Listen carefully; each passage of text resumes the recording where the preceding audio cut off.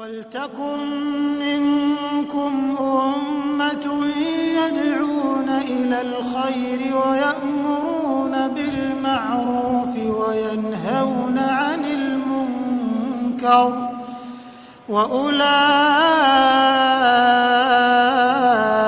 هُمُ الْمُفْلِحُونَ. Assalamualaikum warahmatullahi wabarakatuh. Alhamdulillah wassalatu wassalamu ala Rasulillah wa ba'd. Saudara sekalian cinta Allah Subhanahu wa taala. Tema kita kali ini adalah bagaimana kita memperbaiki kondisi kita. Setiap mukmin semuanya pasti mengharapkan kedekatan dengan Allah Subhanahu wa taala. Dan kita semuanya pasti berjuang untuk bagaimana supaya kondisi kita di sisi Allah itu baik. Dan Al-Imam Ibnu Qayyim Al-Jauziyah itu memberikan kepada kita sebuah resep yang sangat luar biasa bagaimana kita memperbaiki kondisi kita di hadapan Allah. Dengan beliau mengatakan bahwa waktu kita itu ada 3 macam. Waktu yang lampau, waktu yang saat sekarang ini, dan waktu yang akan datang. Memperbaiki masa lalu itu dengan an-nadam wal istighfar. Kalau kita memperbaiki apa yang telah lampau itu adalah dengan menyesali apa yang telah berlalu, kemudian kita mohon ampun kepada Allah Subhanahu wa taala terhadap apa yang telah berlalu itu. Dan masa lalu kita insya Allah akan menjadi baik.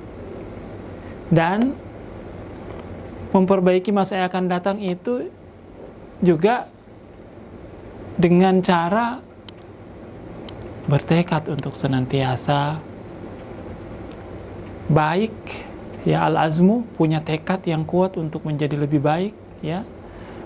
Dan yang dilakukan adalah berusaha sekuat kemampuan kita untuk tidak melakukan hal-hal yang tidak benar, yang tidak diridhai oleh Allah Subhanahu wa taala.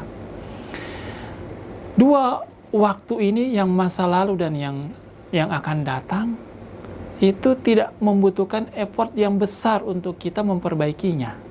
Cukup dalam hati, dan itu adalah al-amal al-qalbiyah, ya. Itu amal-amal hati, ya. Yang menjadi problematika kita itu, kata beliau, adalah bagaimana kita mengelola yang sekarang, yang ada di hadapan mata kita. Disinilah seni mengelola waktu. Bahwa mukmin sejati itu selalu memenangkan imannya di atas hawa nafsunya. Dan selalu bisa memastikan bahwa cara dia menghabiskan waktu-waktunya adalah cara terbaik. Ya. Dan perlu kita tahu, saudara Allah Subhanahu wa taala, yang namanya setiap momentum itu ada amalan terbaik. Ya. Dan kita harus selalu berusaha bagaimana supaya apa yang di hadapan mata kita ini, yang sekarang ini, yang kita mengisinya dengan amal yang terbaik. Ya.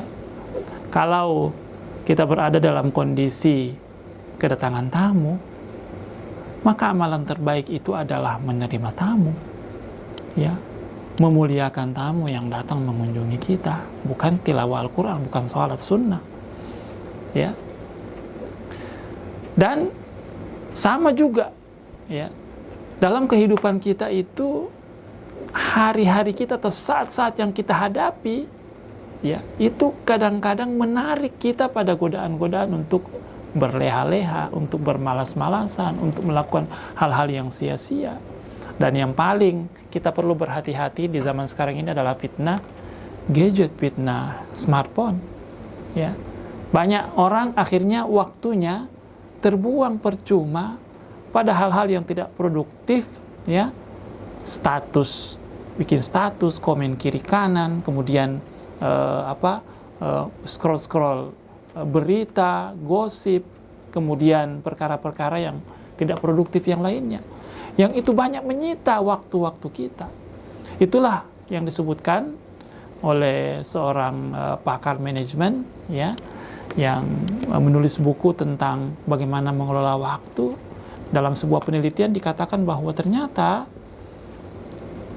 banyak dialami oleh kebanyakan orang sekarang ini, ya, produktivitas itu tergerus oleh yang namanya surel, yang namanya